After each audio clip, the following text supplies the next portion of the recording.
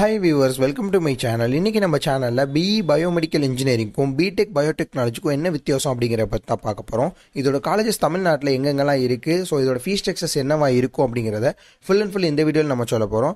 Video பார்க்கறதுக்கு முன்னாடி நீங்க BE பயோமெடிக்கல் இன்ஜினியரிங் அப்படின்னா பிடெக் பயோடெக்னாலஜி சூஸ் பண்ண போறீங்க அப்படின்னா நம்மளோட வீடியோவை ஃபுல்லா பாருங்க, உங்களுக்கு ரொம்பவே யூஸ்ஃபுல்லா இருக்கும். BE பயோமெடிக்கல் இன்ஜினியரிங் அப்படிங்கிறது ஒரு இன்ஜினியரிங் டிபார்ட்மெண்ட், ஒரு ப்ரொஃபஷனல் டிபார்ட்மெண்ட், 4 இயர்ஸ் நீங்க ஸ்பெண்ட் பண்ணி படிக்கிற மாதிரி இருக்கும். பிடெக் பயோடெக்னாலஜி அப்படிங்கிறது ஒரு டெக்னாலஜி சம்பந்தப்பட்ட டிபார்ட்மெண்ட் தான். இதுவும் உங்களுக்கு ஈக்குவல் டு இன்ஜினியரிங் தான். ஸோ இதுவும் நீங்கள் 4 இயர்ஸ் ஸ்பெண்ட் பண்ணி படிக்கிற மாதிரி இருக்கும். ஃபார் எக்ஸாம்பிள் டெக்னாலஜி அப்படின்னா food technology, dairy technology, agriculture technology, இந்த மாதிரி உங்களுக்கு டெக்னாலஜி ஓரியன்டாக வரும். இது எல்லாமே பிடெக் அப்படின்னு சொல்லுவாங்க. இதையும் நீங்கள் 4 வருஷம் ஸ்பெண்ட் பண்ணி படிக்கிற மாதிரி இருக்கும். BE பயோமெடிக்கல் இன்ஜினியரிங் முடிச்சிங்க அப்படின்னா நீங்கள் ஆல்மோஸ்ட் வந்து பார்த்தீங்கன்னா மெடிக்கல் எக்யூப்மெண்ட் சம்மந்தமாக நீங்கள் படிப்பீங்க. ஸோ படித்து முடிச்ச பிறகு மெடிக்கல் எக்யூப்மெண்ட் பயோமெடிக்கல் டீமில் வந்து உங்களால் ஒர்க் பண்ணிக்க முடியும். இந்த பயோமெடிக்கல் டீம் தான் வந்து பார்த்தீங்கன்னா ஓவரால் ஹாஸ்பிட்டலில் இருக்க எல்லா பயோமெடிக்கல் எக்யூப்மெண்ட்ஸ்க்குமே வந்து ஹெட்டு. ஸோ இவங்க மூலியமாக தான் என்னென்ன எக்யூப்மெண்ட்ஸ்லாம் தேவை, ஏதாவது ஒரு எக்யூப்மெண்ட்ஸ் ப்ராப்ளம் ஆயிடுச்சு அப்படின்னா இவங்க தான் அதை கிளியர் பண்ணி கொடுப்பாங்க. ஸோ ஒரு பயோமெடிக்கல் டீமுங்கிறது ஒரு பெரிய டீம். ஸோ கேஸ்லேருந்து எல்லாமே இந்த டீமில் தான் வந்து வரும். ஸோ இது வந்து பார்த்தீங்கன்னா ஒரு பெரிய டீம் அப்படிங்கிறனால படித்து முடிச்சவங்க கண்டிப்பாக உங்களுக்கு நல்ல ஒரு பிளேஸ்மெண்ட்ஸ் இருக்குது அப்படின்னு சொல்லலாம். பிடெக் பயோடெக்னாலஜி அப்படிங்கிறது பயோமெடிக்கல் டீம் மாதிரி வராது. இது வந்து பார்த்தீங்கன்னா ஒரு ப்ரொஃபஷனல் டிபார்ட்மெண்ட், அதாவது அதே மாதிரி ரிசர்ச் டிபார்ட்மெண்ட் அப்படின்னு சொல்லுவாங்க. இப்போ மெடிசன்ஸ்லாம் வந்து நிறைய இதில் பார்த்தீங்கன்னா ரிசர்ச் இன்ஸ்டியூட்லாம் இருக்கும். ஸோ அந்த ரிசர்ச் இன்ஸ்டியூட்லலாம் நீங்கள் போனீங்க அப்படின்னா ஆட்டோமேட்டிக்காக நீங்கள் மெடிசன்ஸ் வந்து தயாரிக்கிறதுக்கு இல்லை மெடிசன்ஸ் வந்து கிரியேட் பண்ணுறதுக்கு அங்கே வந்து ஒரு ஹையர் அத்தாரிட்டி பொசிஷன்ஸில் போகிறதுக்கு இந்த மாதிரி உங்களுக்கு நிறைய சப்போர்ட் பண்ணும். அதே மாதிரி நீங்கள் ஹாஸ்பிட்டலில் ஒர்க் பண்ணாலும் பயோமெடிக்கல் டீமில் ஒர்க் பண்ண மாட்டீங்க. ஸோ பயோடெக்னாலஜிக்கும் தனியாக ஒரு டீம் இருக்கும். அதாவது மெடிக்கல் லேப் டெக்னாலஜின்னு ஒரு டீம் இருக்கும், லேப் டீம் இருக்கும். அந்த லேப் டீமோட சேர்ந்து நீங்கள் ஒர்க் பண்ணுற மாதிரி இருக்கும். அந்த டீமில் வந்து ஹெட்டாக போகலாம், ஹெட்டாக போகிற வாய்ப்புகள்லாம் உங்களுக்கு இருக்குது. பிடெக் பயோடெக்னாலஜி ஒரு நல்ல டிபார்ட்மெண்ட் தான். 2 டிபார்ட்மெண்ட்டுமே ஈக்குவல் டிபார்ட்மெண்ட் தான். பட்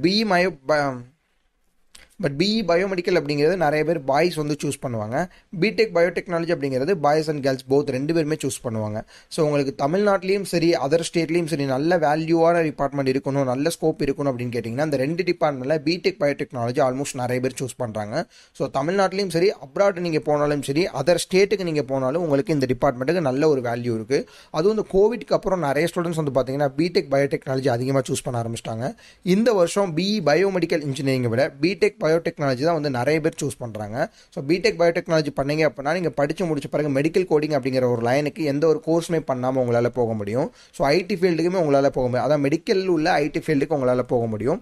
பட் BE பயோமெடிக்கல் இன்ஜினியரிங்கில் அப்படி உங்களால் போக முடியாது. இந்த வீடியோ பார்த்துட்டு இருக்கோம் BE பயோமெடிக்கல் இன்ஜினியரிங் அப்படி இல்லை பிடெக் பயோடெக்னாலஜி வந்து கவர்மெண்ட் காலேஜில் போகணும் அப்படின்னா கண்டிப்பாக உங்களுக்கு கட் ஆஃப் நிறைய இருந்தால் மட்டும்தான் பியூர் கவர்மெண்ட் காலேஜில் உங்களால் போக முடியும். இன்கேஸ் நீங்கள் ப்ரைவேட் காலேஜஸில் போனீங்க அப்படின்னா பிடெக் பயோடெக்கு காலேஜஸ் ரொம்பவே கம்மியாக தான் இருக்குது.